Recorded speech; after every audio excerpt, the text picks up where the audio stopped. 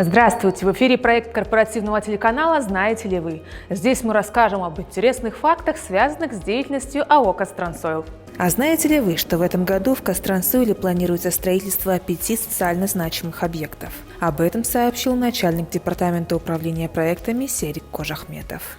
Первый объект – строительство общежития со столовой на 20 мест. Второй объект находится в Павлодарском нефтепроводном управлении. Это строительство СБК «Экибастуз». Третий объект у нас находится в Шымкентском нефтепроводном управлении. Это строительство СБК на ННП «Шагыр». Четвертый объект у нас находится на ННП «Житибай», это Мангостовское нефтепроводное управление. Строительство СБК со столовой. Пятый объект у нас находится в Актюбинском нефтепроводном управлении на ГНПС Алибек-Мола. Это объект называется капремонт общежития на 64 места.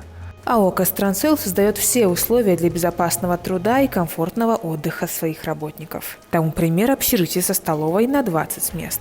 Объект представляет собой двухэтажное блочно-модульное здание. Все работы по данному объекту выполнены. Оборудовано мебелью, кухонным оборудованием, кондиционерами, постельными принадлежностями и всем, что необходимо для комфортного проживания. Оборудовано системой автоматической пожарной сигнализации, системой связи.